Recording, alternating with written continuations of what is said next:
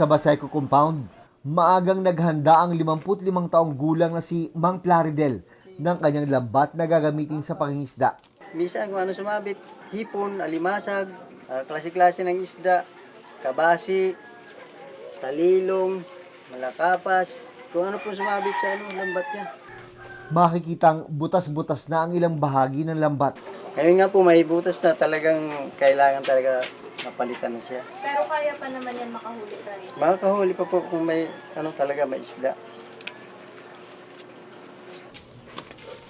Maya-maya, tumulong na rin ang kanyang apo na si Dagul sa pagsilid ng lambat sa sako.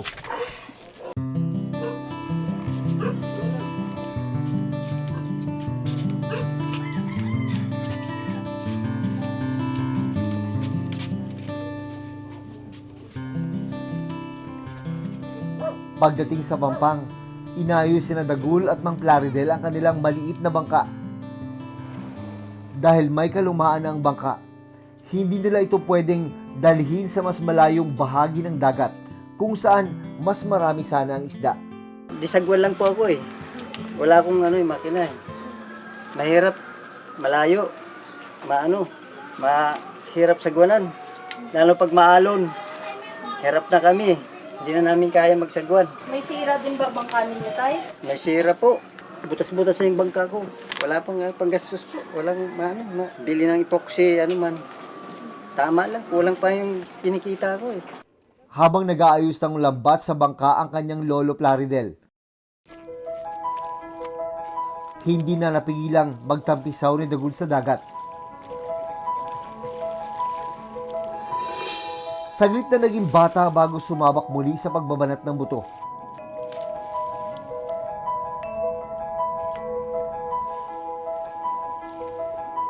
Alis na, idol! Alis na!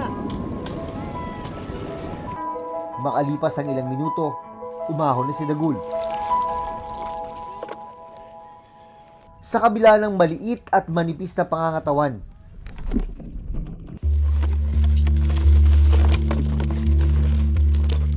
buong pwersang hinila ni Dagul ang bangka hanggang makarating ito sa dagat.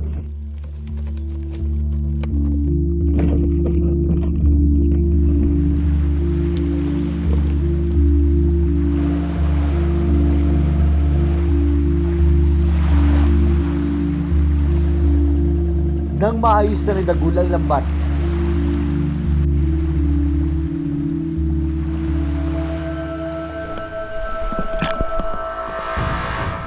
walang pag-aalilangan siyang sumisid sa lalim na halos 15 talampakan.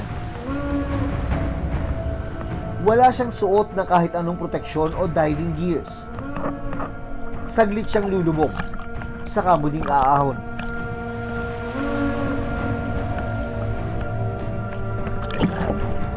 Paulit-ulit itong gagawin ni Dagul sa pag-asang makahuli ng isda. Siya talagang may gusto.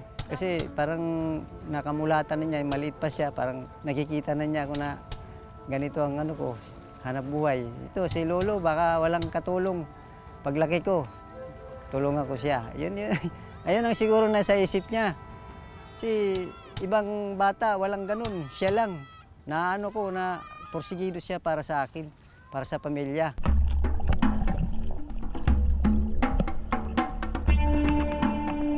Makalipas ang kalahating oras na pagsisi ni Dagul,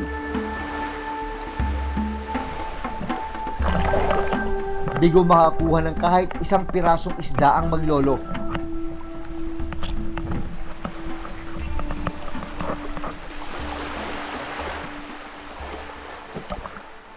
Kaya sinubukan nilang lumipat ng pwesto.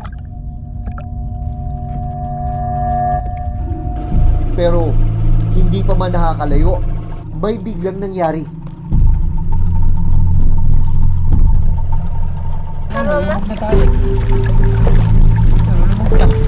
Habang si Dagul, sinusubukan ding maglatag ng lambat.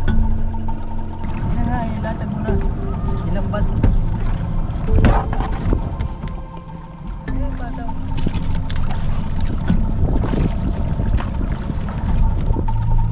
Unti-unting pinasok ng tubig ang kanilang bangka.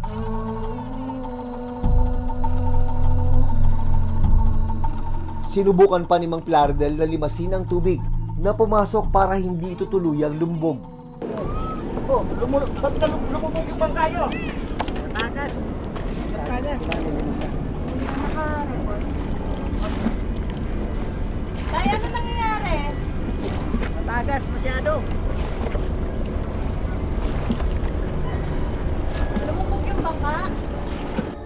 Ilang sandali pa, tuluyan ng lumubog ang bangka ng maglolo.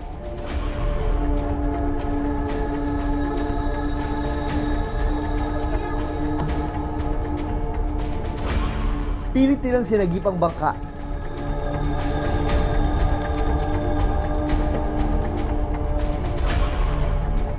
At agad isinampa sa mas malaking bangka ng isang kaibigang mangingisda. Ganun po talaga eh, talagang ganun buhay. Magkaganyang yung bangka kung mayroon na financial na pang kayang pang gastos ba.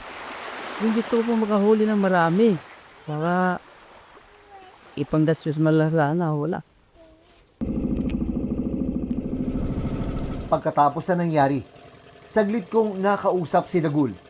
Kwentuhan mo ako. Bakit ka sumasama sa lolo mo sa pagpapalaot? Marami pagkain po kami. Anong pakiramdam nung muntik na tumaob yung bangka niyo? Nabara ko naman. Kinabahan ko. Ipinakita rin sa akin ni Dagul ang mga sugat na nakuha niya mula sa pangingisda. Nakaranas ka na ba na nagkasugat-sugat ka habang nagpapalaot kayo? Saang parte ng katawan mo ang sugat na inabot mo? Saan? Saan ka nasugatan? Ano nangyari dyan? Sugatan po. Nakausap ko rin si Mang Plaridel. Ang Plaridel. Jun po. Kumusta kayo? Buti po. Eto, dito nakasalala yung pang-araw-araw nyo. Opo. Talaga, pag wala ito po, wala talaga kami. Diskarte na lang ibang hanap buhay. Minsan manisid, mingwit. Okay. Kung ano lang po ang mao namin. hanap Sapat buhay. ba? Minsan mayroon, minsan wala. Yun, Paano pag wala? Yung panibagong naman, diskarte. Ibang hanap buhay na naman, pag wala sa lambat, mangmingwit, manisid, kung alin doon, para makakain lang pang-araw-araw. 6 na taong gulang pa lang daw ang kanyang apo nang magsimulang tumulong sa kanya sa pangingisda. Maliit pa siya eh. Talagang porsigido na sumama sa akin. Yun ang nakakatulong sa akin na apo ko. Pero bilang lolo, ang Plaridel, ano yung pakiramdam mo ba talaga na nakikita mo yung apo mo na yun na pumupunta sa laot, sumasama sa iyo? Kahit na sabihin natin nakakatulong talaga siya, gusto niyang tumulong yung bata.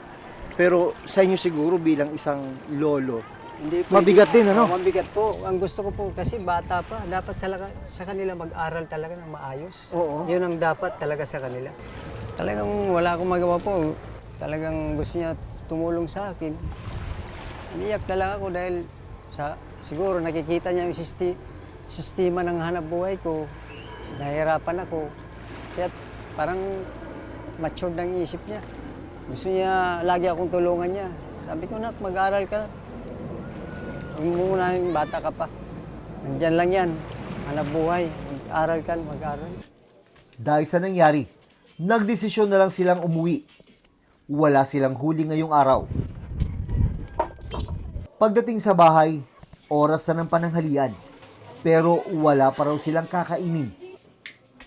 Agad na nagsaing si Mang Plaridel.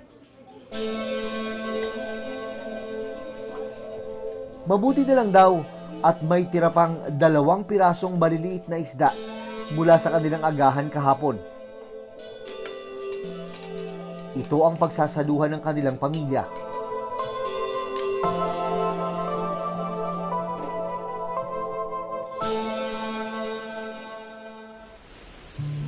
kapag hindi masama ang panahon at kapag walang habagat, ganito kakalmado itong bahagi ng Manila Bay na nakaharap sa Baseco Compound. Napakagandang tingnan, lalo na kapag takip silim. Dito sa Manila Bay, umaasa ang maraming mga taga Baseco Compound, kabilang na si Mang Plaridel at kanyang apong si Rodel, para sa kanilang ikabubuhay. Pagsapit ng hapon, binalikan ni Mang Plaridel ang nasirang bangka para i-repair ang butas-butas na bahagi nito. kaya pang ipalaot yan? Papalitan na lang siya ng dingding para mabuo siya. Gastos yun. Magastos nga po. Hindi ba delikado kung ganito nakadami yung sira at papalaot mo pa? Kailangan natin na ma-survive yung, yung pamilya eh.